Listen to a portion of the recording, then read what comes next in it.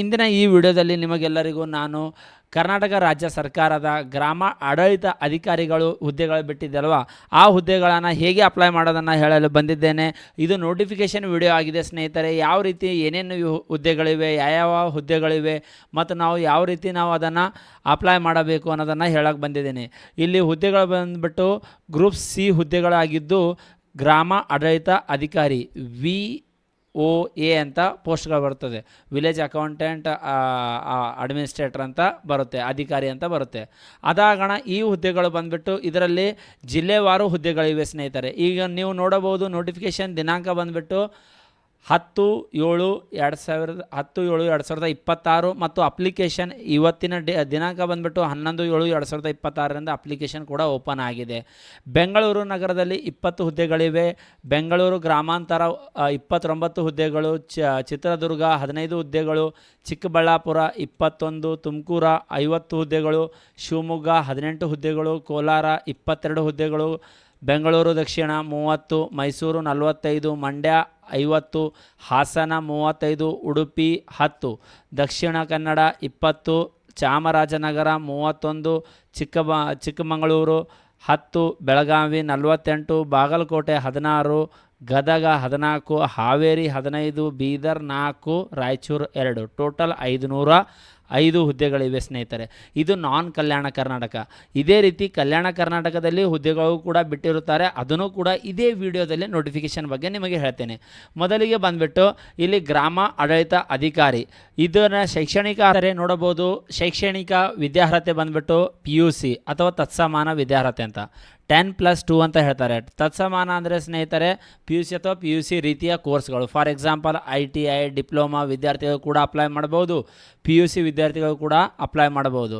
ಮತ್ತು ಬೇರೆ ರಾಜ್ಯದ ವಿದ್ಯಾರ್ಥಿಗಳಿದ್ದರೆ ಕೂಡ ಅದರಲ್ಲಿ ಬರೆದಿದ್ದಾರೆ. ಈಗ ಇತರೆ ರಾಜ್ಯದ ಸರ್ಕಾರಿ ಪರೀಕ್ಷಾ ಮಂಡಳಿಯಿಂದ ನಡೆಯುವ ಕ್ಲಾಸ್ 12th ಪರೀಕ್ಷೆ ಪಾಸ್ ಆಗಿದ್ದರೆ ಸಾಕು. ಅಂದರೆ ITI ಮಾಡಿರಿ, PUC ಮಾಡಿರಿ, ಡಿಪ್ಲೊಮಾ 3 ವಿದ್ಯಾರ್ಥಿಗಳು ಇದಕ್ಕೆ ನಡೆಯುತ್ತದೆ.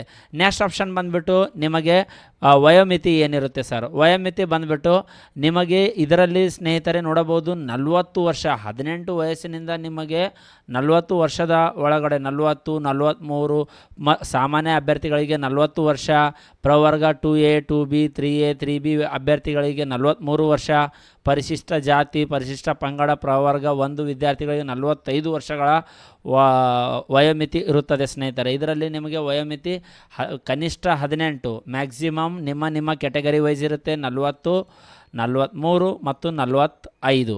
ನೆಕ್ಸ್ಟ್ ಆಪ್ಷನ್ ಬಂದುಬಿಟ್ಟು ನಿಮಗೆ ಇದರಲ್ಲಿ ಕೆಲವು ಆಪ್ಷನ್ಸ್ಗಳು ಈ ರೀತಿ ಇರೋ ಸ್ನೇಹಿತರೆ. ಮಾಜಿ ಸೈನಿಕರಿದ್ದರೆ ಅವರಿಗೆ 3 ವರ್ಷ ರಿಯಾಯಿತಿ ಮತ್ತೆ ಇರುತ್ತದೆ ಮಾಜಿ ಸೈನಿಕ ಅಭ್ಯರ್ಥಿಗಳಿಗೆ.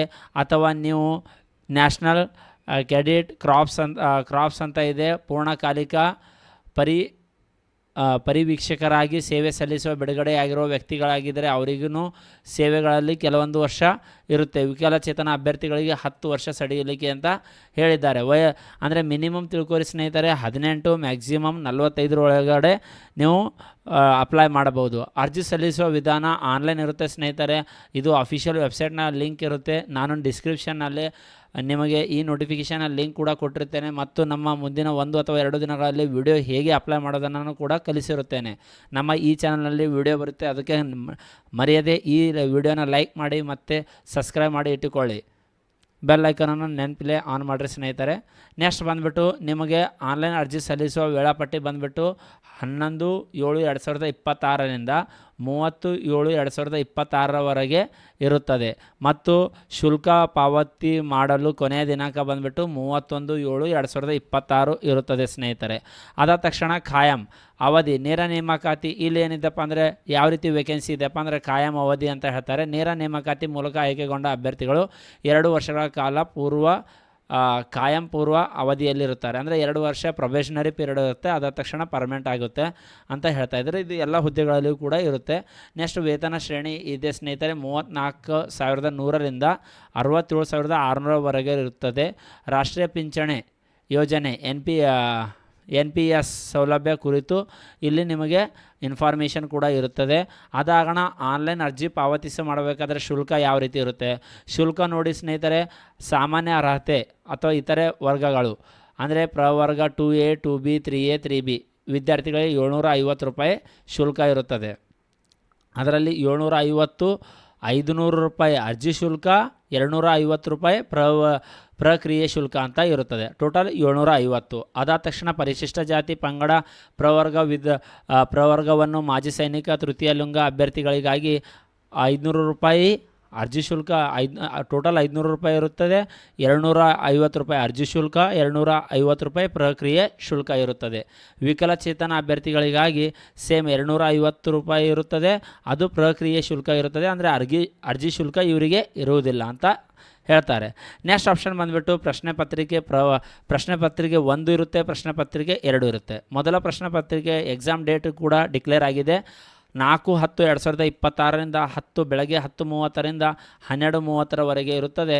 ಮತ್ತು 4/10/2026 ಮಧ್ಯಾಹ್ನ 2:30ರಿಂದ 4:15ವರೆಗೆ ಎಕ್ಸಾಮ್ ಇರುತ್ತದೆ. ಪ್ರತಿ ಎಕ್ಸಾಮ್ ನೀವು ನೋಡಿಕೊಳ್ಳಬಹುದು, 2 ಗಂಟೆಗಳ ಕಾಲಾವಕಾಶ ಇದೆ. ನೆಕ್ಸ್ಟ್ ಆಪ್ಷನ್ ಸ್ಪರ್ಧಾತ್ಮಕ ಪರೀಕ್ಷೆಯ ವಿಧಾನ. ಇದರಲ್ಲಿ OMR ಶೀಟ್ ಇರುತ್ತೆ ಸ್ನೇಹಿತರೆ, ಆಫ್ಲೈನ್ ಮೂಲಕ ನೀವು ಟಿಕ್ ಮಾಡಿ ಎಕ್ಸಾಮ್ಗಳನ್ನು ಬರೀಬಹುದು. ನೆಕ್ಸ್ಟ್ ಕನ್ನಡ ಭಾಷೆ ಪರೀಕ್ಷೆ ಅಂತ ಇರುತ್ತದೆ. ಕನ್ನಡ ಭಾಷೆ ಪರೀಕ್ಷೆ ಇದಕ್ಕಿಂತ ಮುಂಚೆ ನಿಮಗೆ ಶಾರ್ಟಾಗಿ ಹೇಳ್ತೇನೆ. ಕನ್ನಡ ಭಾಷೆ ಇದಕ್ಕಿಂತ ಮುಂಚೆ ನೀವು ಯಾವುದೇ KE ಅಥವಾ KPSC ನಡೆಸುವ ಭಾಷೆಗಳು ಎಕ್ಸಾಮ್ ಬರೆದಿದ್ರಪ್ಪ ಅಂದರೆ ಅದರಲ್ಲಿ ಕನಿಷ್ಠ 50 ಮಾರ್ಕ್ಸ್ ನೀವು ಗಳಿಸಲೇಬೇಕಂತ ಹೇಳ್ತಾರೆ. ಆವಾಗೇ ಇದು ಪೇಪರ್ ಚೆಕ್ ಆಗುತ್ತೆ. ಸಾಮಾನ್ಯ ಜ್ಞಾನ ಪೇಪರ್ ಎಷ್ಟಿರುತ್ತಪ್ಪ ಅಂದರೆ ಸಾಮಾನ್ಯ ಜ್ಞಾನದಲ್ಲಿ 100 ಪ್ರಶ್ನೆಗಳು, ಗರಿಷ್ಠ ಅಂಕಗಳು 100, ಕಾಲಾವಕಾಶಗಳು ಬಂದುಬಿಟ್ಟು 2 ಗಂಟೆಗಳ ಕಾಲ ಇರುತ್ತದೆ. ಪ್ರಶ್ನೆ 2ರಲ್ಲಿ ಸಾಮಾನ್ಯ ಕನ್ನಡ, ಸಾಮಾನ್ಯ ಇಂಗ್ಲೀಷ್, ಕಂಪ್ಯೂಟರ್ ಜ್ಞಾನ. ಮತ್ತೊಮ್ಮೆ ಹೇಳ್ತಾ ಇದ್ದೀನಿ ಸ್ನೇಹಿತರೆ, ನಮ್ಮ ಈ ಚಾನಲಲ್ಲಿ ನಿಮಗೆ ಕಂಪ್ಯೂಟರ್ ಜ್ಞಾನದ 30 ಮಾರ್ಕ್ಸ್ಗಳ ಕ್ವಶನ್ ಬರುತ್ತೆ. ಆ 30 ಮಾರ್ಕ್ಸ್ಗಳ ಕ್ವಶನ್ಗಳ ಒಂದು ಲೈವ್ ಟ್ಯುಟೋರಿಯಲ್ ಕ್ಲಾಸನ್ನು ನಾವು ತೆಗೆದುಕೊಳ್ಳಲಿದ್ದೇವೆ. ಅದಕ್ಕೋಸ್ಕರ ಮರೆಯದೆ ಈ ಚಾನಲನ್ನು ಸಬ್ಸ್ಕ್ರೈಬ್ ಮಾಡಿ ಇಟ್ಟುಕೊಳ್ಳಿ. ನಿಮಗೆ ನಿಮ್ಮ ಕಂಪ್ಯೂಟರ್ ಯಾವುದೇ ರೀತಿ ಕಂಪ್ಯೂಟರ್ ಕ್ವಶನ್ ಬಂದಲ್ಲಿ 30 ಕ್ವಶನ್ಗಳು ನಿಮ್ಮ ಮಾರ್ಕ್ಸ್ ಸ್ಕೋರ್ ಆಗಬೇಕು ಅನ್ನೋದು ಒಂದು ಉದ್ದೇಶದಿಂದ ಒಂದು ಕ್ಲಾಸನ್ನು ನಾವು ತೆಗೆದುಕೊಳ್ಳಲಿದ್ದೇವೆ. ನೆಕ್ಸ್ಟ್ ಬಂದುಬಿಟ್ಟು ಒಟ್ಟು ಅಂಕಗಳು 100, ಗರಿಷ್ಠ ಅಂಕಗಳು 100, 2 ಗಂಟೆಗಳ ಕಾಲಾವಕಾಶ ಇರುತ್ತದೆ.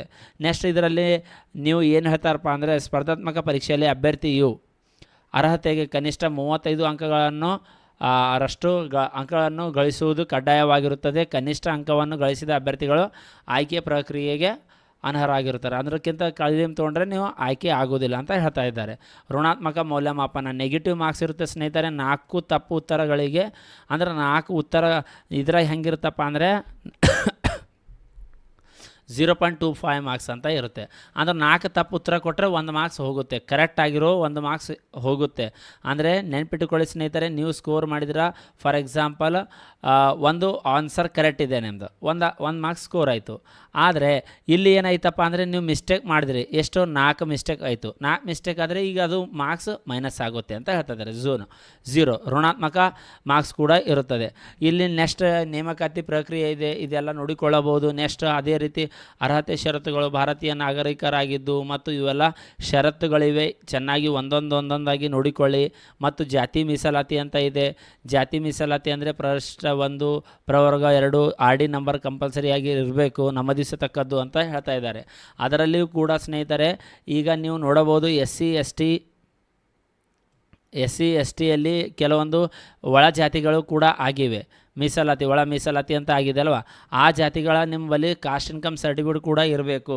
ಫಾರ್ ಎಕ್ಸಾಂಪಲ್ STಯಲ್ಲಿ ಪ್ರವರ್ಗ A, ಪ್ರವರ್ಗ B, ಪ್ರವರ್ಗ C ಅಂತ ಮಾಡಿದ್ದಾರೆ. Category A, category B, category C. ಇದರದ್ದು ಕಾಸ್ಟ್ ಇನ್ಕಮ್ ನಿಮ್ಮಲ್ಲಿ ಇಲ್ಲಪ್ಪ ಅಂದರೆ ಹೀಗೆ ಮಾಡಿಸಿಕೊಳ್ಳಿ. ಅದಾದ ತಕ್ಷಣ ನೆಕ್ಸ್ಟು ಕ್ಯಾಟಗರಿ 1 ಅಂದ್ರೆ ನೀವು ಯಾವ ಕ್ಯಾಟಗರಿಯಲ್ಲಿ ಸೆಲೆಕ್ಟ್ ಆಗ್ತಿರಲ್ವ ಆ ಕ್ಯಾಟಗರಿಯ ನಿಮ್ಮಲ್ಲಿ ಎಲ್ಲ ಡಾಕ್ಯುಮೆಂಟ್ಗಳು ಕೂಡ ಇರಬೇಕಂತ ಹೇಳ್ತಾ ಇದ್ದಾರೆ. ಗ್ರಾಮೀಣ ಅಭ್ಯರ್ಥಿಗಳು, ಮಾಜಿ ಸೈನಿಕ ಅಭ್ಯರ್ಥಿಗಳು, ಕನ್ನಡ ಮಾಧ್ಯಮ ಅಭ್ಯರ್ಥಿಗಳು, ಯೋಜನಾ ನಿರಾಶ್ರಿತ ಅಭ್ಯರ್ಥಿಗಳು, ಮಹಿಳಾ ಅಭ್ಯರ್ಥಿಗಳು, ತೃತೀಯ ಲಿಂಗ ಅಭ್ಯರ್ಥಿಗಳು, ಯಾವುದೇ ಕ್ಯಾಟಗರಿಯಲ್ಲಿ ನೀವು ಸೆಲೆಕ್ಷನ್ ಆಗಬೇಕಂತಿರಲ್ಲ ಆ ಎಲ್ಲ ಡಾಕ್ಯುಮೆಂಟ್ಗಳು ಕೂಡ ನಿಮ್ಮ ಬಳಿ ಇರಬೇಕು ಮತ್ತು ಆನ್ಲೈನಲ್ಲಿ ನೀವು ಅಪ್ಲೈ ಮಾಡಬೇಕು. ಇದು ನಾನ್ ಕಲ್ಯಾಣ ಕರ್ನಾಟಕದ ನೋಟಿಫಿಕೇಷನ್ ಇತ್ತು ಸ್ನೇಹಿತರೆ. ಕಲ್ಯಾಣ ಕರ್ನಾಟಕದ ನೋಟಿಫಿಕೇಷನ್ ಬಗ್ಗೆನೂ ತೋರಿಸ್ತೀನಿ, ಶಾರ್ಟಾಗಿ ನೋಡಿಕೊಳ್ಳಿ ಓಕೆನಾ. ಕಲ್ಯಾಣ ಕರ್ನಾಟಕದ ನೋಟಿಫಿಕೇಷನ್ ಕೂಡ ಕಲ್ಯಾಣ ಕರ್ನಾಟಕದ ನೋಟಿಫಿಕೇಷನ್ ನೋಡಿಕೊಳ್ಳಿ.